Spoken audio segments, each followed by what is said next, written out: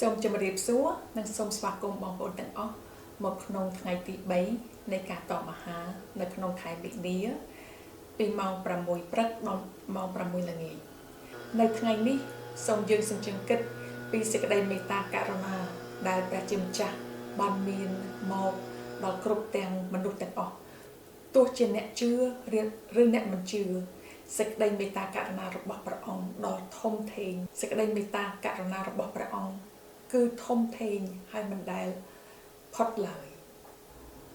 ពេលនេះសូមបងប្អូនសម្រុំចិត្តនិងអធិដ្ឋានជាមួយនឹងនាងខ្ញុំអោព្រះវរបិតាដែលគង់នៅស្ថានសួគ៌អើយយើងខ្ញុំសូមមកក្រាបថ្វាយចំពោះទ្រង់ដោយដួងចិត្តពោពេញទៅដោយការដឹងគុណនៅពេលយើងបន្តដំណើរនៃការតមអាហារនៅថ្ងៃនេះអោព្រះជាម្ចាស់អើយឥឡូវនេះយើងខ្ញុំត្រូវការទ្រង់ច្រើនជាងពេលណាទាំងអស់សូមព្រះអង្គកាន់ដៃយើងខ្ញុំទាំងអស់គ្នាហើយដឹកនាំយើងខ្ញុំតាមរយៈដំណើរការតមអាហារនៅក្នុងរយៈពេលនេះយើងខ្ញុំស្វែងរកសេចក្តីមេត្តាករុណារបស់ទ្រង់ចំពោះជីវិតរបស់យើងនៅថ្ងៃនេះអោព្រះអម្ចាស់អើយយើងខ្ញុំពឹងផ្អែកលើសេចក្តីមេត្តាករុណារបស់ព្រះអង្គជារៀងរាល់ថ្ងៃយើងសូមថ្វាយបង្គំទ្រង់ដោយសេចក្តីសប្បុរសរបស់ទ្រង់ហើយសូមឲ្យយើងទាំងអស់គ្នាបានឃើញសេចក្តីល្អរបស់ទ្រង់នៅគ្រប់ផ្នែកនៃជីវិតរបស់យើងកន្លែងណាដែលយើងខ្វះខាតអោព្រះអង្គអើយសូមព្រះគុណរបស់ព្រះអង្គមកគ្របបាំងយើងទាំងអស់គ្នាសូមទ្រង់ជួយយើងទាំងអស់គ្នាត្បិតយើងដឹងថាមានតែព្រះអង្គមួយប៉ុណ្ណោះដែលអាចផ្ដល់កម្លាំងនិងប្រាជ្ញាដែលយើងខ្ញុំត្រូវការអោព្រះអើយយើងសូមអធិដ្ឋាននិងសូមថ្វាយគ្រប់កិច្ចការនៅក្នុងព្រះនាមព្រះអម្ចាស់ព្រះយេស៊ូវគ្រីស្ទអាមែននៅថ្ងៃនេះតើបងប្អូនមានកន្លែងណានៅក្នុងជីវិតដែលបងប្អូនត្រូវការសេចក្តីមេត្តាករុណារបស់ព្រះអង្គបើសិនជាមានសូមបងប្អូនសរសេរហើយសូមបងប្អូនថ្វាយសេចក្តីដែលបងប្អូនត្រូវការសេចក្តីមេត្តាករុណាពីព្រះអង្គទៅចំពោះទ្រង់ពីព្រោះសេចក្តីមេត្តាករុណារបស់ព្រះអង្គគឺថ្មីជារៀងរាល់ថ្ងៃពេលនេះខ្ញុំសូមអានព្រះគម្ពីររ៉ូមនៅចំពោះ9នៅខ4បាននិយាយថា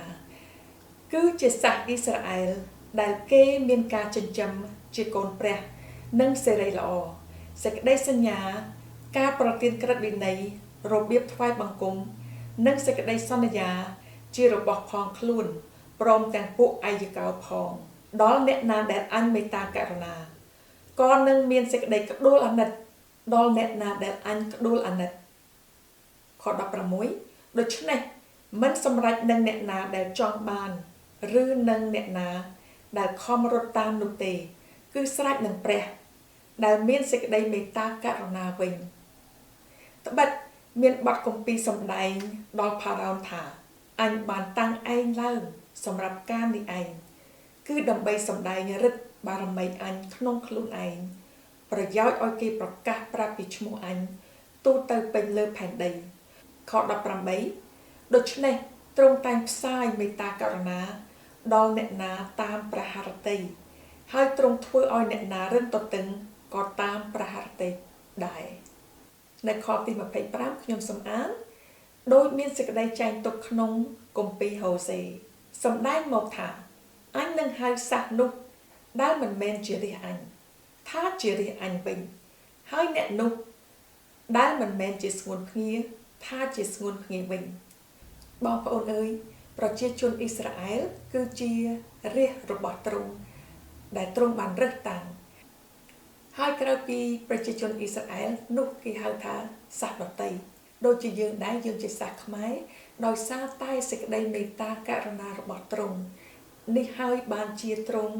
ហើយយើងថាទ្រង់រើសយើងហើយហៅយើងថាជាកូនស្ងួនភ្ងាដែរដូចជាខគម្ពីរនេះបានចែងទុកមកអញ្ចឹងទ្រង់បានហៅសាសនោះសាសណាគឺសាសដតីសាសខ្មែរនិងសាសឯទៀតដែលមិនមែនជាសាសអ៊ីស្រាអែលដែលមិនមែនជារាជរបស់អញមិនមែនជារាជរបស់ទ្រង់រើសតាំងថាជារាជរបស់ទ្រង់វិញគឺដោយសារ សេចក្តីជំនឿសេចក្តីជំនឿទៅលើព្រះបុត្ររបស់ព្រះអង្គចាស់គឺជាព្រះយេស៊ូវគ្រីស្ទបើសិនជាបងប្អូនបានទទួលព្រះយេស៊ូវជាព្រះអង្គសង្គ្រោះគឺបងប្អូនបានត្រឡប់ជាកូនស្ងួនភ្ងាដូចជាប្រជាជនអ៊ីស្រាអែលដែរហើយនឹងបានពរដូចជាប្រជាជនអ៊ីស្រាអែលដែរដែលជារាជរបស់ទ្រង់មុននឹងខ្ញុំបញ្ចប់នៅការអធិដ្ឋានថ្ងៃនេះសូមឲ្យយើងទាំងអស់គ្នាសម្ជឹងគិតពីព្រះគម្ពីររ៉ូមចំពុកទី9នៅថ្ងៃនេះពីសេចក្តីមេត្តាករុណាដែលទ្រង់មានចំពោះយើងគ្រប់គ្នាសូមអរគុណនៅការចូលរួមការតមអាហារនៅថ្ងៃនេះហើយសង្ឃឹមថាបងប្អូននឹងចូលរួមនៅថ្ងៃស្អែកម្ដងទៀតសូមអរគុណសូមព្រះអង្គប្រទានពរ